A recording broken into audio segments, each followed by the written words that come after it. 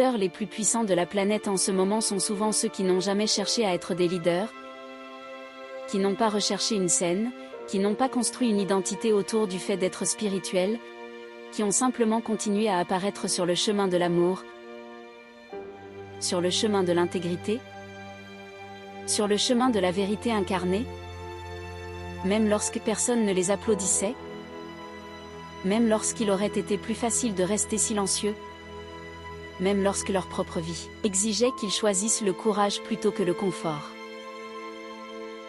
Beaucoup d'entre vous ont été formés par d'anciennes structures à croire que le leadership devait être bruyant, poli, stratégique et impressionnant.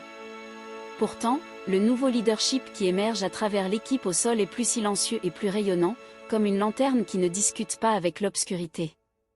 Elle brille simplement, et l'obscurité, n'ayant pas de substance propre, ne peut demeurer là où la lumière est constante. Nous voulons que vous compreniez quelque chose qui dissoudra une grande pression. La vérité n'est pas puissante parce qu'elle est écrite, dite ou même canalisée. La vérité devient puissante lorsqu'elle devient vous, lorsqu'elle façonne vos choix, vos réactions, votre patience, vos limites, votre générosité et votre capacité à demeurer aimant, sans être contrôlable.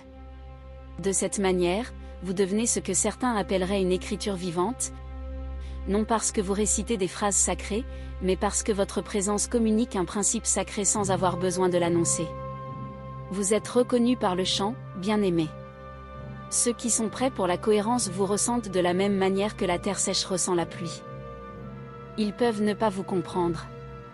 Ils peuvent ne pas partager votre langage. Ils peuvent même vous résister au début. Pourtant, quelque chose dans leur âme sait qu'ils sont en sécurité en présence de quelqu'un qui ne joue pas un rôle, ne manipule pas, ne cherche pas à obtenir quelque chose, ne cherche pas à gagner. C'est l'émergence du nouveau leader, celui dans le pouvoir et la présence, et dans la présence et l'amour avec structure.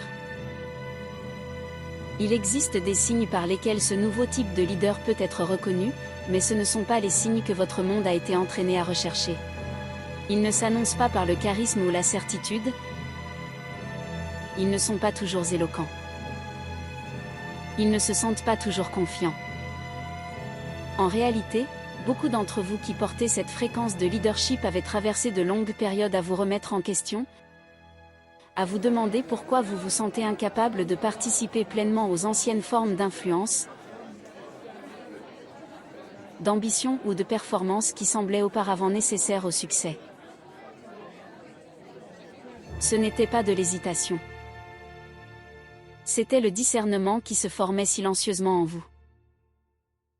L'un des premiers marqueurs de ce nouveau leadership est une intolérance croissante à la fausse urgence.